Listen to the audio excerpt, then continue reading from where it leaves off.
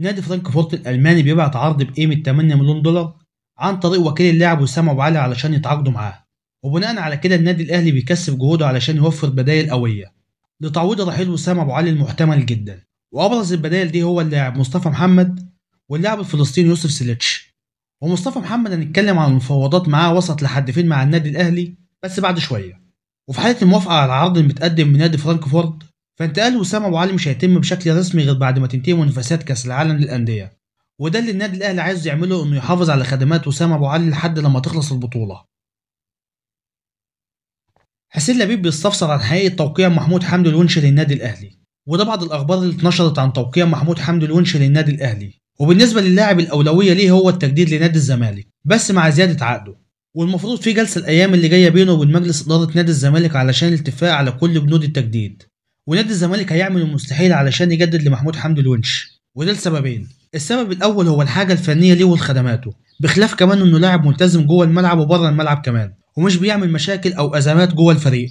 أما السبب التاني هو إن محمود حمدي الونشي عقده بينتهي بنهاية الموسم الحالي زيه زي عبد الله السعيد وأحمد مصطفى زيزو، وإن مسؤولين نادي الزمالك ما نجحوش إنهم يجددوا له، أكيد هيروح النادي الأهلي مع أحمد مصطفى زيزو، ودي هتكون الضربة التانية من النادي الأهلي لنادي الزمالك في موسم واحد، وأكيد هتقلب جمهور نادي الزمالك على مجلس الإدارة أكتر ما هو مقلوب عليه. النادي الأهلي بيعلن عن توقيع شراكة مع شركة بنني العالمية، ودي شركة متخصصة في صناعة الملصقات الرياضية، ونشر النادي الأهلي على كل حساباته على السوشيال ميديا عن شراكته مع شركة بنني، وهتقوم بإدراج النادي الأهلي ضمن مجموعة ملصقات الفيفا. والنادي الأهلي يعتبر أول نادي في الشرق الأوسط والنادي الوحيد في الشرق الأوسط اللي بيتم اختياره علشان يتعرض بين المجموعة العالمية بجانب أكبر الأندية العالمية. والخطوة دي خطوة ممتازة جدا علشان بتجي بعد سعي وتخطيط ناجح لشركة الكورة في النادي الأهلي وجهود الكبيرة اللي عملتها الفترة اللي فاتت علشان تعظم من مكانة النادي الأهلي عالميا وترسيخ اسمه كأحد الأندية العالمية في لعب كرة القدم على مستوى العالم. وكمان الخطوة دي بتعزز من ارتباط وتواصل النادي الأهلي مع المنصات الدولية والعلامات التجارية العالمية. بقرار من مجلس إدارة النادي الأهلي بتخصيص التيشيرت رقم 25 لأحمد مصطفى زيزو علشان يكون ده رقم التيشيرت بتاعه مع النادي الأهلي، وخصوصا التيشيرت رقم 25 ده المفضل بالنسبة له، وده بعد ما أنهى مسؤولين النادي الأهلي مع زيزو ووالده كل تفاصيل العقد بحيث هينضم لمدة 4 مواسم بداية من الموسم اللي جاي في صفقة انتقال حر بعد نهاية عقده مع نادي الزمالك بنهاية الموسم الحالي. وفي ضوء توقيع أحمد مصطفى زيزو للنادي الأهلي كان في اجتماع بين حسين لبيب رئيس النادي وبعض من أعضاء مجلس الإدارة واعضاء لجنه التخطيط بنادي الزمالك، والجلسه دي كانت مطوله جدا ما بينهم، وكانوا بيدرسوا انهم يجمدوا احمد مصطفى زيزو لنهايه الموسم او الاستفاده الفنيه للفريق والاستعانه بخدماته والتعامل باحترافيه معاه. وده سبب انقسام داخل الاعضاء في الاجتماع ما بين راي شايفين انه يتجمد لنهايه الموسم والراي التاني هو الاستفاده الفنيه منه لنهايه اخر يوم في عقده. وبسبب توقيع زيزو للنادي الاهلي وكمان ممكن يكون معاه محمود حمدي الونش، نادي الزمالك بيدخل في مفاوضات مع محمد شريف وإيريك كوتيسا علشان يردوا على النادي الاهلي. ونادي الزمالك فتح خط تواصل مع الثنائي الجس نبضهم علشان يكونوا موجودين مع نادي الزمالك من بداية الموسم اللي جاي. وإيريك كوتيسا صفقة من الصفقات اللي النادي الأهلي عايز يتعاقد معاها علشان تدعيم صفوفه قبل منافسات كأس العالم للأندية. وبالنسبة لمحمد شريف مسؤولين النادي الأهلي بيحاولوا يقنعوا مستر كولر بعودته مرة تانية للفريق باعتباره ابن من أبناء النادي الأهلي وكمان مش غريب عن الأجواء جوه النادي الأهلي، وخصوصا كمان إن في إلحاح من نادي الزمالك ونادي بيراميدز علشان يضموه بين صفوفهم. ونادي الزمالك عرض عليه حوالي 50 مليون جنيه في الموسم الواحد.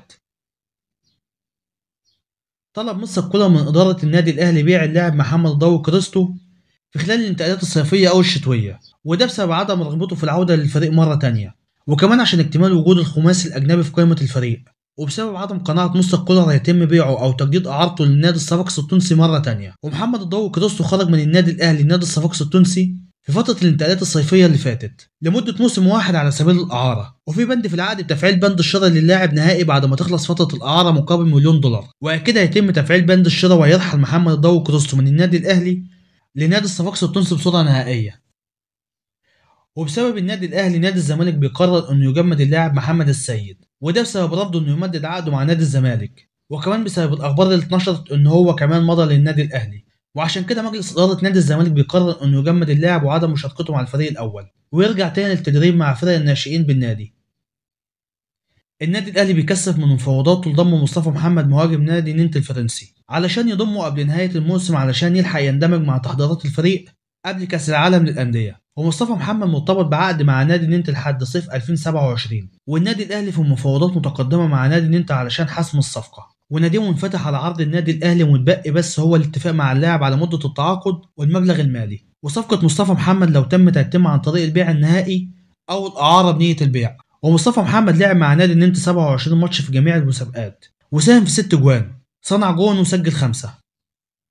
النادي الاهلي بيطلب من الجهات الامنيه انه يكون الحضور بالكامل للجماهير في ماتش صن داونز الجنوب افريقي، والماتش هيكون يوم 25 او 26 ابريل، وهيكون ماتش الاياب، لكن ماتش الذهاب هيكون في جنوب افريقيا يوم 18 او 19 ابريل. والنادي الاهلي كان حصل على موافقه من وزاره الداخليه بحضور 30,000 مشجع، وبيسعى النادي الاهلي انه يكون الماتش بالساعه الكامله للجماهير في الاستاد.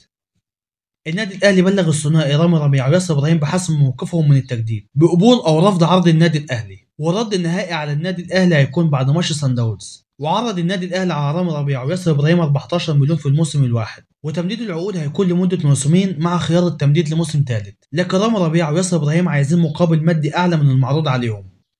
ولسه مستمرين في ملف التجديد مع لاعيبه النادي الاهلي اللي قربت تخلص عقودهم، وبيحصل دلوقتي سلاسه كبيره في المفاوضات التجديد لحمزه علاء، واللي بينتهي عقده في نهايه الموسم ده، ومن حقه انه يمضي لاي نادي في الوقت الحالي. وحمزه علاء لعب ماتش واحد رسمي بس مع النادي الاهلي في الموسم ده، وكان في بطوله كاس عاصمه مصر، والنادي الاهلي بيكثف من المفاوضات معاه علشان كان في مفاوضات جاده من نادي بيراميدز علشان يضموه مجانا في نهايه الموسم، لكن مسؤولين النادي الاهلي عملوا جلسه معاه واتفقوا على كل بنود التجديد، وهيتم زيادة عقده، وإنه كمان هيخرج إعارة لأي نادي علشان المشاركة.